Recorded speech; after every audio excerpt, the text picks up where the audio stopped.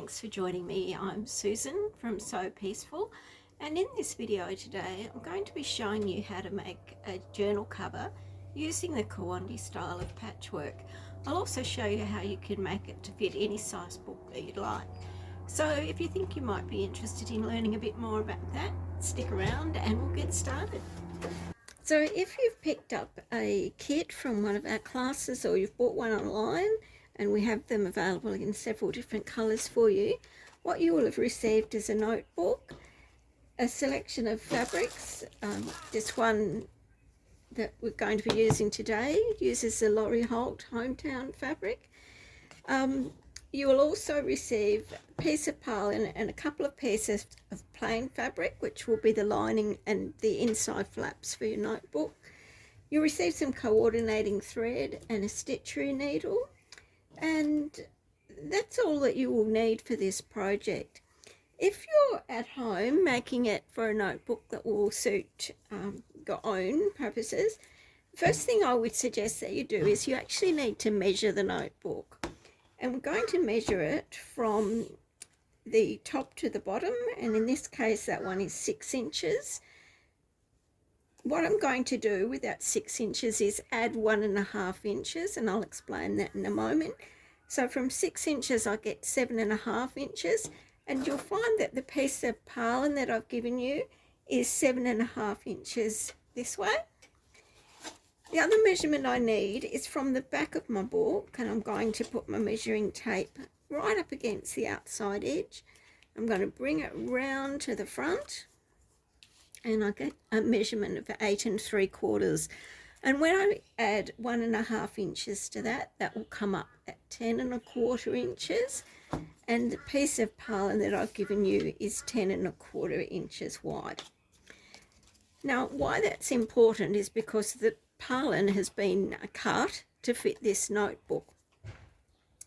If you were making this is an A6 notebook. If you had an A6 notebook that was, say, twice as thick, when you finish this project, that piece of purlin wouldn't fit your A6 notebook. So it's important to measure your book then before you start.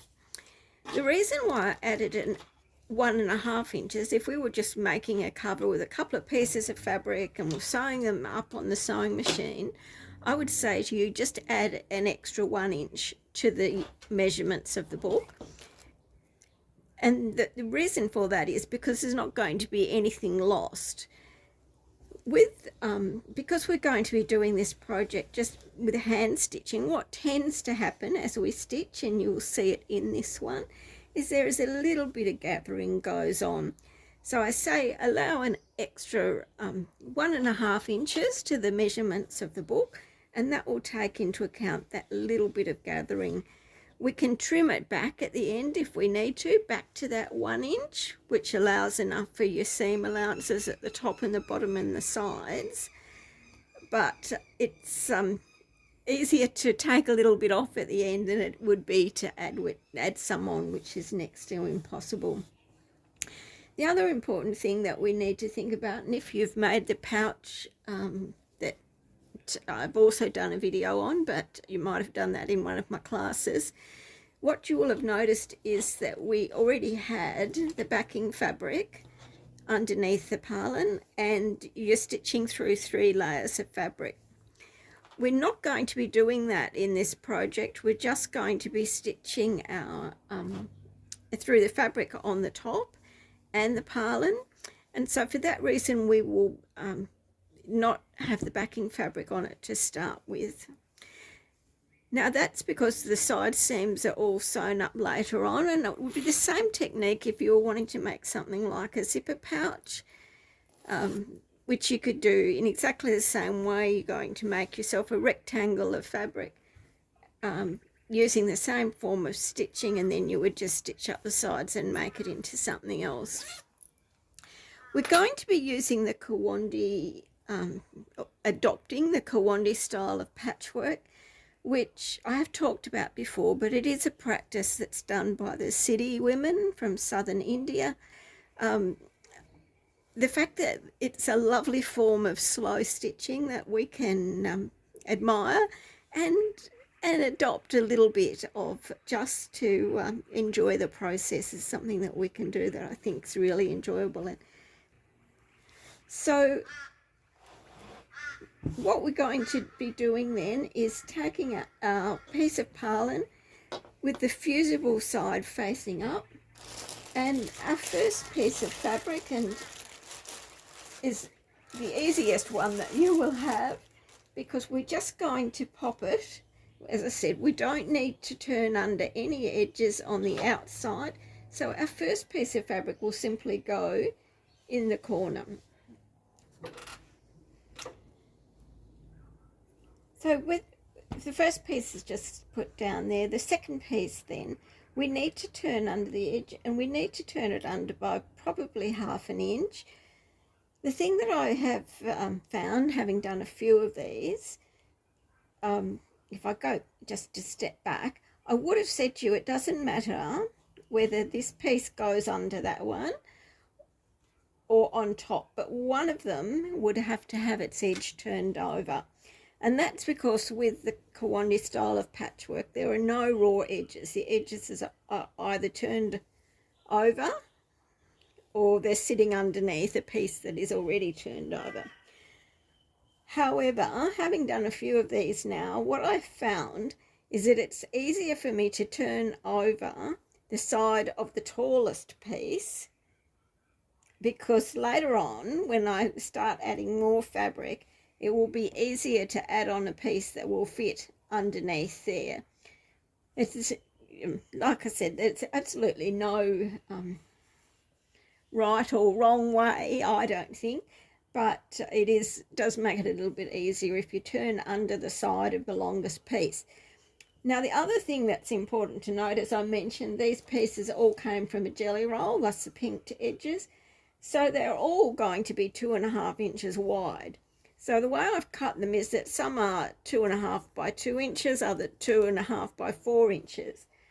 With your Kawandi then, it's important that you have a mix of, don't put them all along in the line, but have a mix of them going in different directions, and then you'll get a nice scrappy look, different pieces, some small, some skinny, some tall. But whichever piece we're going to turn the edge over, when we put it down, it needs to cover the other one. So you've got probably a good 1/4 to 1/2 inch. And I'm going to put a pin in there, very non-traditional, I'm sure, but it will help me to, helps me anyway, to stitch them if I've got a bit of a pin. The pins don't stay in very long, just long enough to stitch through, but it will hold it down there for me. So just grabbing a selection of fabric then, and as I mentioned, these are the Laurie Holt hometown. Love, if you like these colours, that's what you'd look for in our kit. And we'll just choose another piece then, and you could start stitching this at any point. Right back at the beginning you can start your stitching, but I'm going to put in a row of fabric just along the bottom there, and what I'm going to do, because as I mentioned, I find it easier if I've turned under the tallest piece, I'm going to turn that under, and I have a couple of different tools that I find handy to use.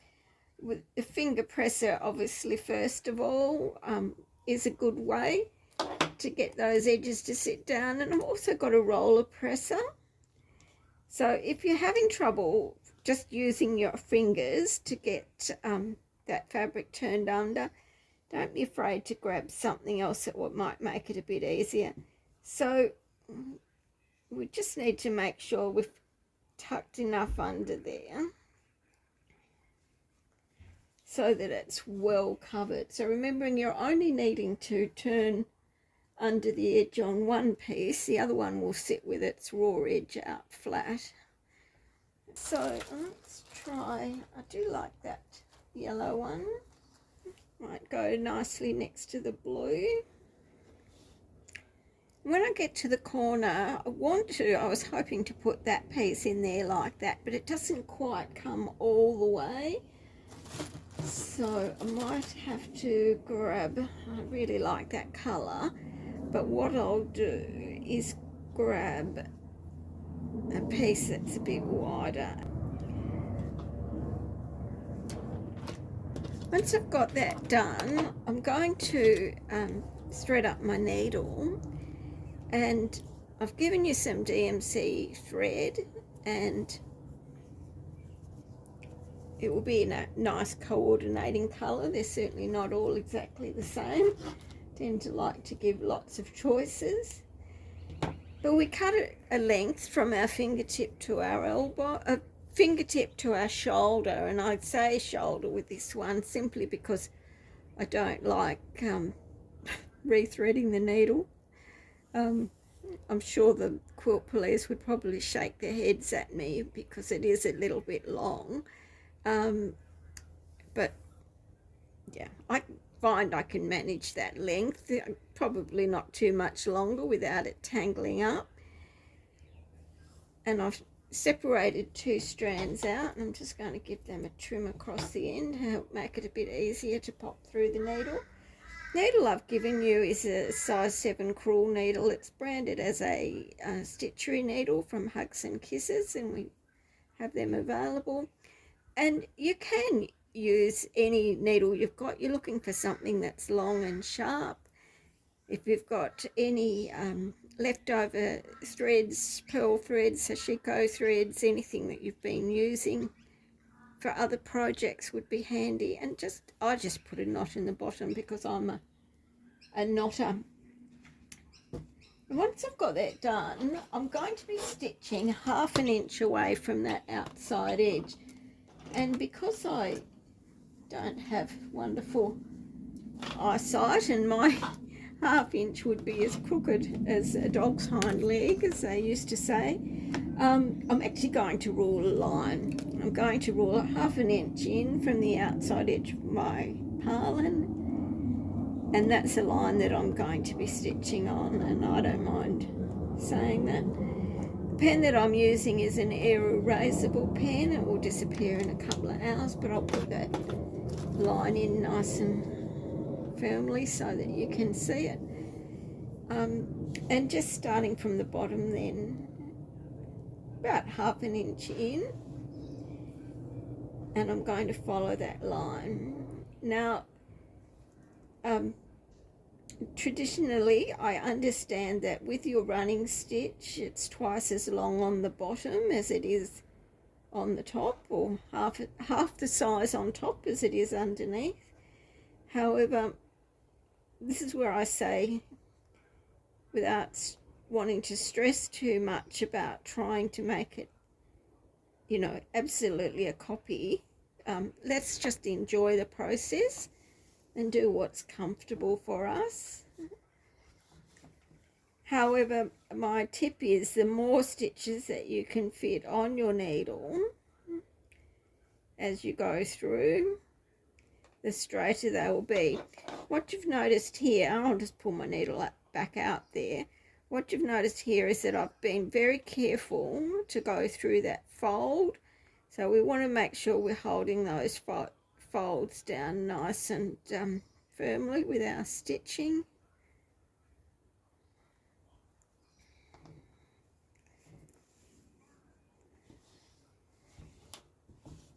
And as we go, just keep it out nice and flat again, so that we don't lose too much,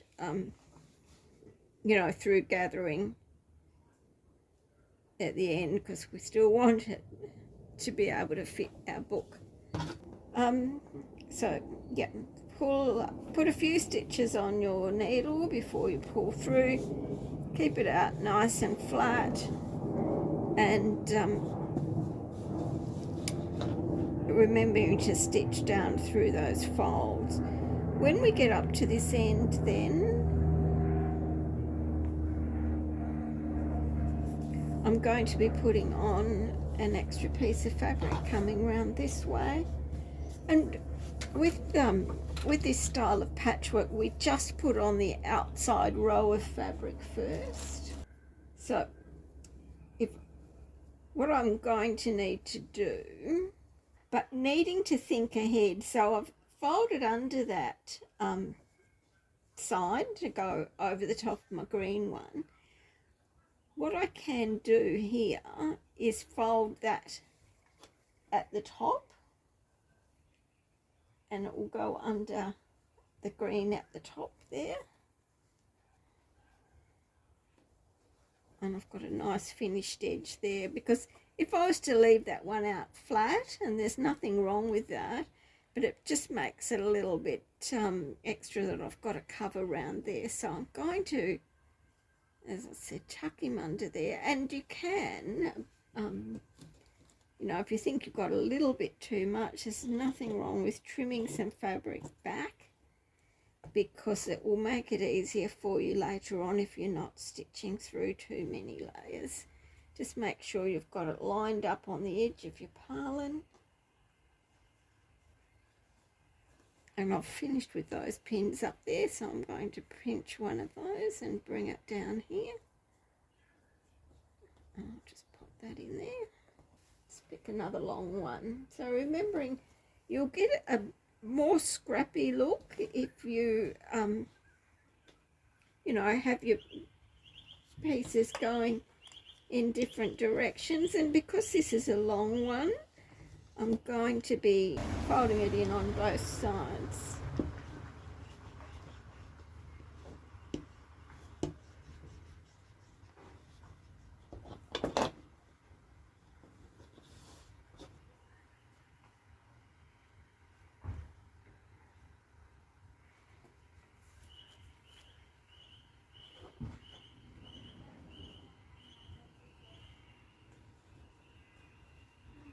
Then once again, I'll draw in my half-inch line, half-inch from the edge of the purlin.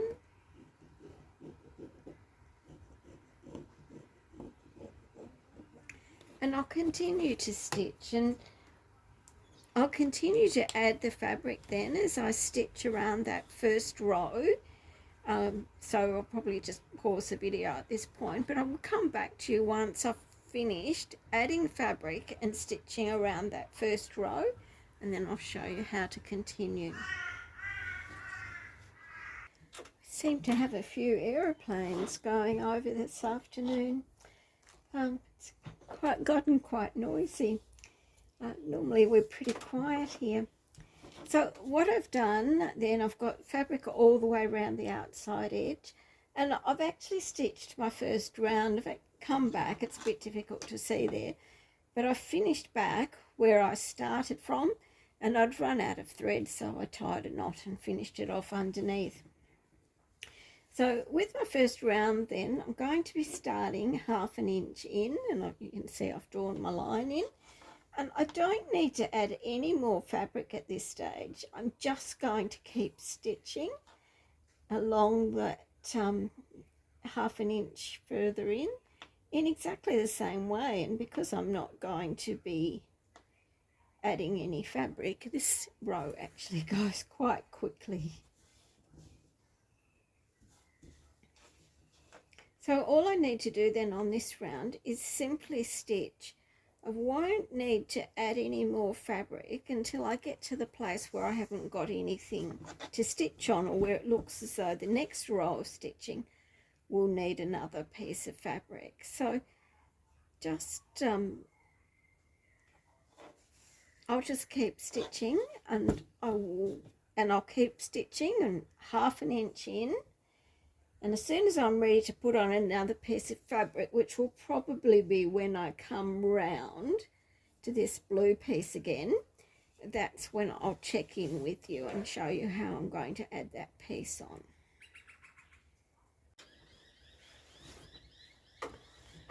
So at this point then, I've done my second round of stitching, and I've finished up there. And again, I've tied a knot. What I've done is drawn in, or ruled in, my next row of stitching, which is half an inch in from the previous one. And this is where I said that blue piece would probably be where I'm going to need to pop in a new piece of fabric. And I might choose this one, which is quite a pretty one. So what I'm going to need to do, because that's a raw edge there, I'm going to need to tuck under. It's probably a little bit big, but I can trim it back. What I want to do, I'll take a bit off it. I'm going to tuck it in so it would go, actually probably, I'll fold under that bottom edge first, my 1/4 to 1/2 an inch.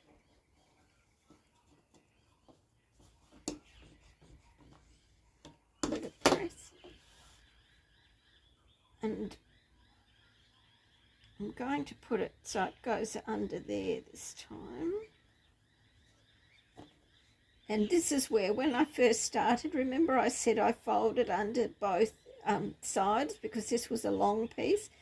This is where I really find it useful because I can put that white one underneath there and that edge is already folded. See that one? It's just a little bit less fiddly. As I said, no right or wrong, but I've just found it helpful to do that. And I'll pull that across. Once you've stitched over those pins that you put in initially, they won't go anywhere, so the pieces won't go anywhere, so you can just keep moving. I sometimes find people will have pins all the way around, but you certainly don't need them once you've stitched over them. Now this one, because I've got that folded under already, that pink one, it makes more sense to leave this with the raw edge, because if I was to fold that over,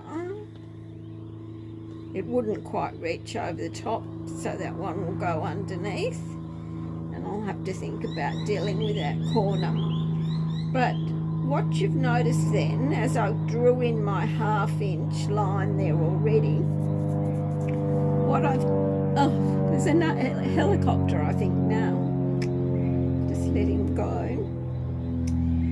What I've done, and if you peek under there, you'll see my 1/2 inch line comes along here and continues under there.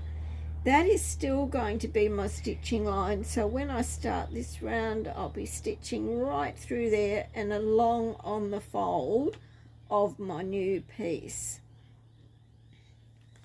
And I think what I will do is just trim that back slightly. Once again, just because it saves having too many places where you've got extra layers to stitch through. So starting again then with my needle and thread for my 3rd round of stitching, coming across 1/2 an inch from that one there, and we'll just continue to go round. And I'll be picking up this new piece of fabric at the same time, trying to stay nice and close to the edge there so that you know you've got that seam allowance well caught under.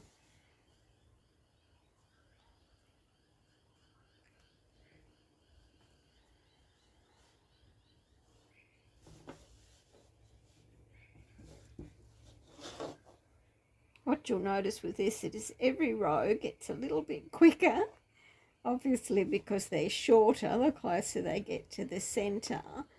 But that first one, where you're laying out all of your initial pieces of fabric, will always be the longest.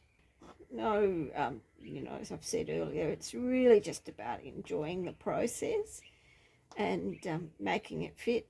The important things to remember are that we don't have any raw edges showing,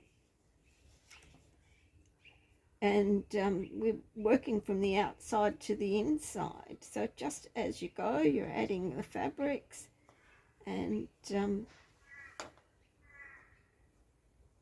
looking for, you know, a scrappy look rather than everything in a straight line.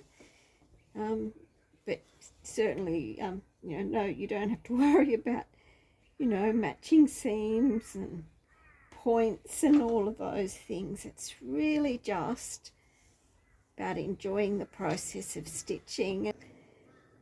So we'll continue then going on around and adding fabric as we need to. So we've got quite a long edge up here, so we won't need to worry about it again for quite a while, I don't think. You will only add new fabrics then as you get to the point that you need to add them to continue your stitching line. That pin. The pins are handy, but when they're in the road, they're not so handy at all.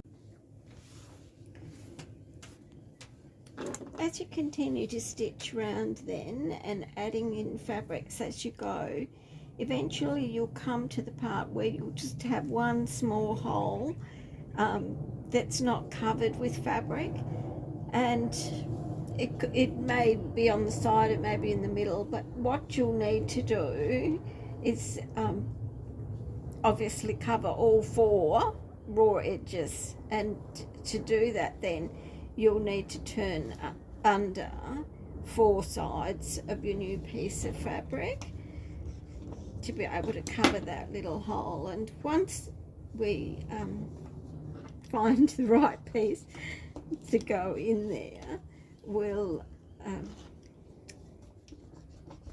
position that, and it may well be that we can again just trim back some excess fabric so that you know, we're not stitching through too many layers. And I could probably take quite a bit of that off the side there. I'll just make sure it will fit first before I go taking too much off, because it's only a very small place.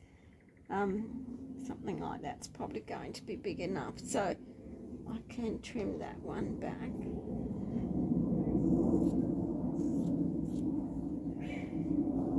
Once I get that in position, then the only thing that's left for me is to keep stitching right through.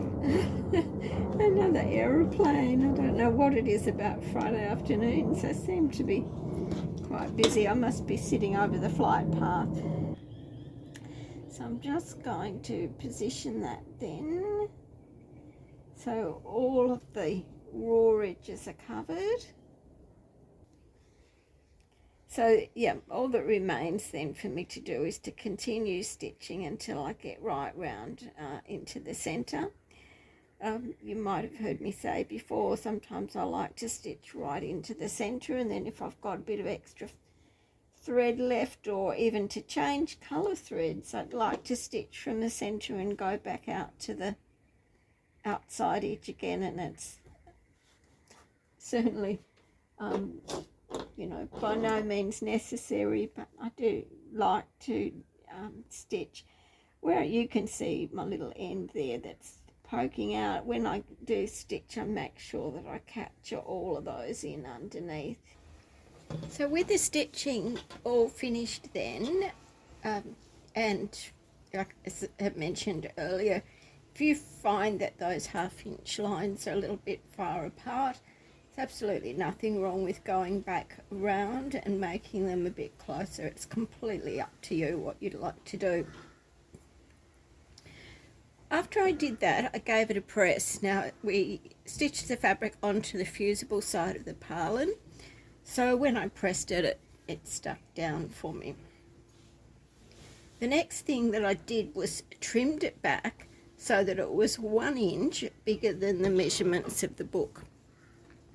You remember when we measured the book, it was 6 inches lengthwise, and it was 8 3/4 from the tip of the front to the tip of the back.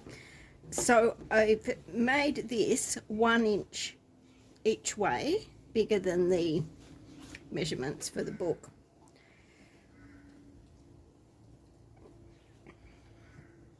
The next thing that you'll notice is that you've got two pieces of plain fabric or a different patterned fabric. One will be used for the lining and one for the inside flaps that will go on your book. I want you to notice though that that piece of fabric, those two pieces of fabric there, are actually bigger than your trimmed down top for your book cover.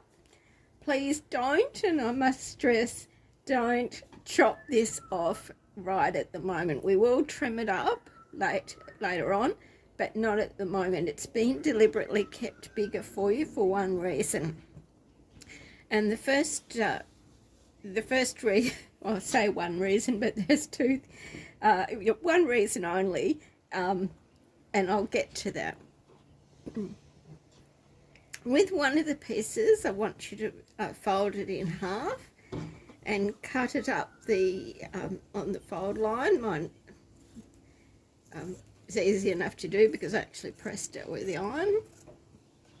And with that piece, we're going to fold that in half, and I'll give that a press again, and that's going to go on this side, and that will make one of the flaps. The other piece then, again, fold it in half, and it will go on the other side, and that will make the other flap. Just like that. Now what I would do now on my sewing machine is just stitch it with a 1/8 inch seam allowance up both sides, and that will hold it in place for me. With the second piece of fabric then, which once again is still wider, what I'm going to do is cut this one in half as well. And in fact you could cut it anywhere that you like, but for ease of, we'll cut it in half. What I'm going to do with this one, with a 1/4 inch seam allowance, I'm going to stitch down halfway, or 1/3 of the way, do a little reverse stitch, and then leave an opening, start again 2/3 of the way down with a reverse stitch again, so that it just will lock those stitches in place for me. And then I'm going to stitch down to the bottom, so 1/4 inch seam allowance, and I'm going to leave my opening in the middle. Once I've done that, then that's when I'll press my seam open, right sides together. I'll lay it down on top of my top, and then I'm going to stitch all the way around. So as I said, I just put that lining piece on the back.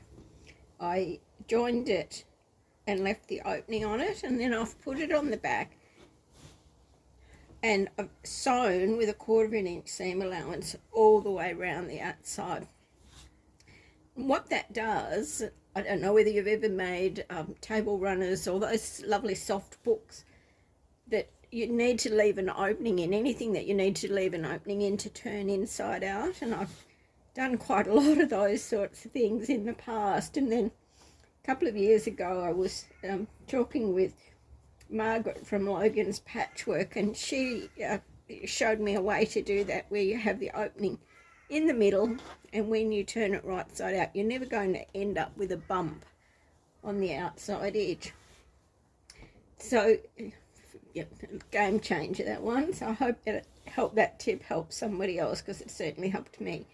So once I've as I said, sewn all the way around it, then I'm just going to trim it up, and any excess that was in that lining can come off now.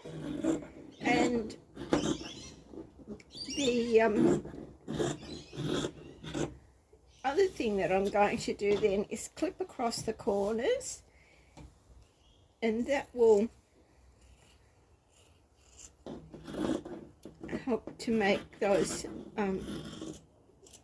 sit out a little bit flat rather than being lumpy in the corner. So be very careful when you trim that you're not trimming into your stitches on your corner there.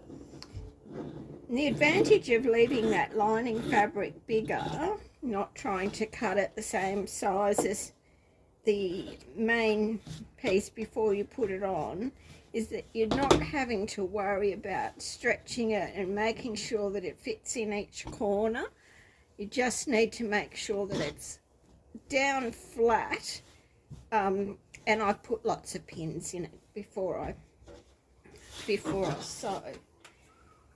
So turning it right side out then, and I've got a point turner so that I can push those corners out as I go.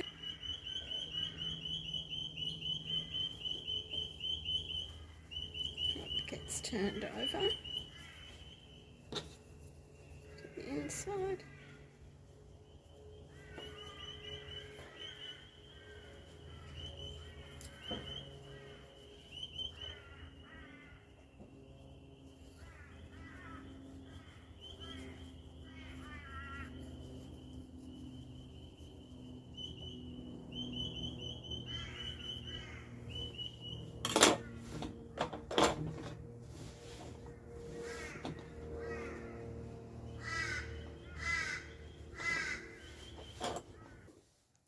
So it's a couple of days later now, and after I got to the last part of the video, I looked at it and I thought, I'm just not happy with that.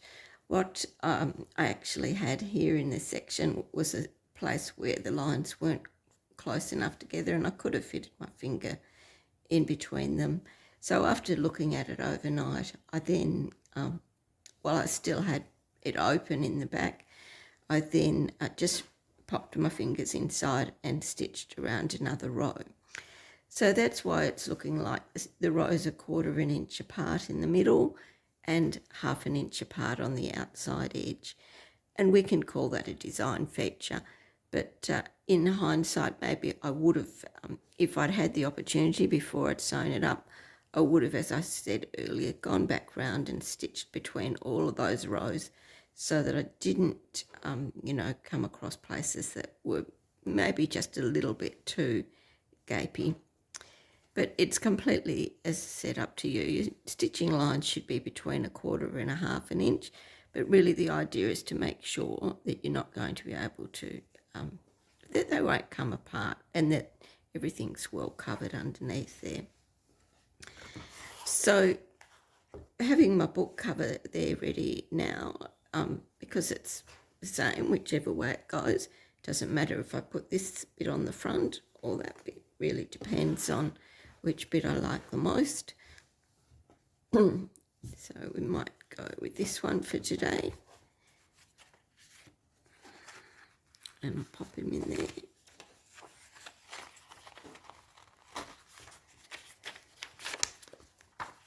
And that's our finished project.